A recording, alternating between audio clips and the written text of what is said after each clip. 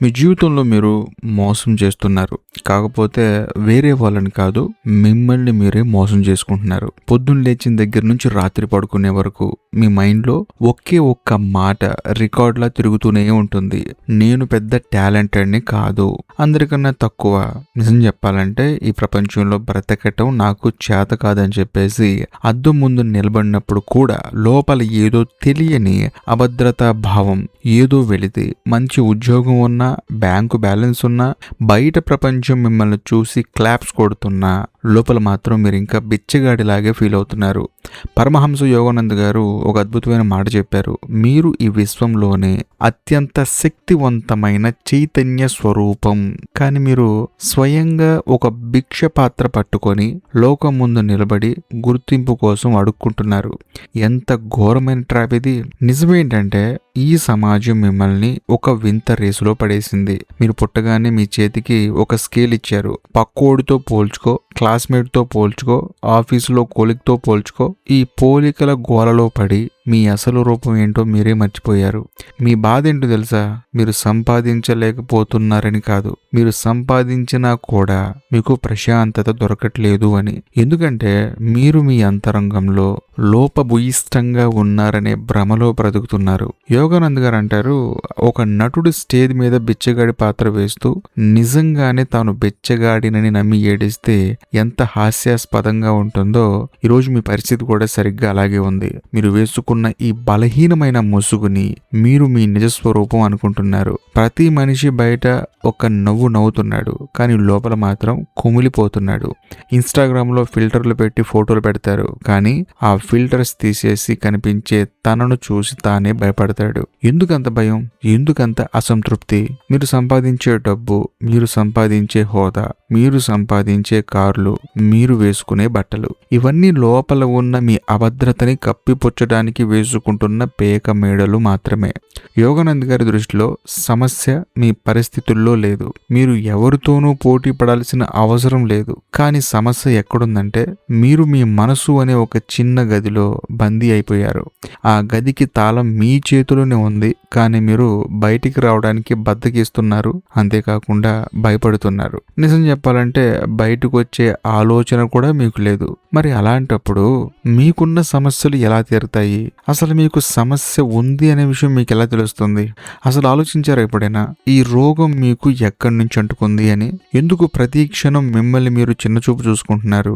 దానికి కారణం ఏంటంటే మీరు మీ ఆలోచనల్ని, మీ ఎమోషన్స్ ని పట్టుకొని వేలాడుతున్నారు. పరమహంస యోగానంద్ గారు మానవ మనస్తత్వాన్ని విశ్లేషిస్తూ ఒక లోతైన సత్యం చెప్పారు. మనిషి పతనానికి అసలు కారణం తాను అనుభవించే భావోద్వేగాలే తాను అని భ్రమపడటం. మీకు కోపం వస్తే నేను కోపిస్టిని అనుకుంటారు. మీకు భయం వేస్తే నేను పిరికివాడిని అనుకుంటారు. గతంలో ఏదైనా తప్పు జరిగితే నేను ఒక ఫెయిల్యూర్ అని మీ నుదిటి మీద మీరే ముద్ర వేసుకుంటారు. కానీ పరమహంస యోగానంద్ గారు చెప్పిన అసలైన నిజమేంటో తెలుసా? మీరు సినిమా హాల్లోని వైట్ స్క్రీన్ లాంటి వారు. ఆ స్క్రీన్ మీద అగ్ని ప్రమాదం జరిగినా స్క్రీన్ కాలదు, వరదలు వచ్చినా స్క్రీన్ తడవదు, దుఃఖం వచ్చినా, నవ్వు వచ్చినా స్క్రీన్ ఎప్పటికీ స్వచ్ఛంగానే ఉంటుంది. మీరు కూడా అంతే. కానీ మీరు ఆ స్క్రీన్ అనే విషయం మర్చిపోయి ఆ తెరపై కదిలే విషాద దృశ్యమే మీరు అనుకుని ఏడుస్తున్నారు. మరో పచ్చి నిజం ఏంటంటే ఈ సమాజం నిరంతరం మీ మైండ్లోకి ఒక చెత్తని పంపిస్తూనే ఉంది. నువ్వు సన్నగా ఉంటేనే అందం, నీ దగ్గర ఆ బ్రాండ్ ఉంటేనే విలువ, నువ్వు 10 మంది మెచ్చేలా బ్రతికితేనే మనిషివి. ఇలాంటి పిచ్చి కండిషన్లు చిన్నప్పటి నుంచి మీ మెదడులో నింపేశారు. దాంతో మీ సొంత విలువని మీరు మర్చిపోయి పక్కవాడి కళ్ళల్లో మీ విలువను వెతుక్కుంటున్నారు. పరమహంస యోగానంద్ గారు ఒక సూటి ప్రశ్న అడుగుతారు. చీకటి గదిలో నిలబడి ఎవరైనా కాంతి కోసం బయటి వ్యక్తుల దగ్గర యాచిస్తారా? మీ లోపల అనంతమైన దివ్య చైతన్యపు దీపం వెలుగుతుంది. మీరు పక్కవాడి చేతిలో ఉన్న చిన్న కొవ్వొత్తి వెలుగు కోసం ఎందుకు ఆరాటపడుతున్నారు? ఈ సమాజం ఇచ్చే ప్రశంసలు గాలి బుడగలు. ఈరోజు పొగుడుతారు, రేపు తొక్కుతారు. ఆ బుడగల కోసం మీ శాంతిని తాకట్టు పెట్టడం కంటే పెద్ద మూర్ఖత్వం ఇంకేమైనా ఉంటుందా? మనం చేసే ఇంకో పెద్ద పొరపాటు ఫ్యూచర్ ట్రాప్. నాకు ఆ ఉద్యోగం వచ్చాక నేను హ్యాపీగా ఉంటాను, నేను ఆ స్థాయికి చేరుకున్నాక నాలో ఈ భయం పోతుంది. ఇది మీ మైండ్ ఆడే అతిపెద్ద డ్రామా. పరమహంస యోగానంద్ గారు అంటారు, భవిష్యత్ అనేది ఎప్పటికీ రాని ఒక మాయ. శాంతి అనేది మీరు చేరుకోవాల్సిన గమ్యం కాదు, ఈ క్షణంలో మీరు జీవించాల్సిన అసలైన స్థితి. మీరు ఎప్పటికీ పరిపూర్ణత కోసం బయటకు పరిగెడుతూనే ఉంటారు, అక్కడ ఏమీ దొరకదు. ఎందుకంటే బంగారం మీ ఇంట్లోనే దాగుంది, కానీ మీరు వీధుల్లో తవ్వుకుంటూ వెళ్తున్నారు. ఈ లోపలి అజ్ఞానమే, ఈ బాహ్య భ్రమలే మిమ్మల్ని నిరంతరం అసంతృప్తిగా అభద్రతతో బతికేలా చేస్తున్నాయి. ఇప్పుడు అసలైన పాయింట్కి వద్దాం. ఈ మానసిక జైలు నుంచి బయటికి రావడం ఎలా?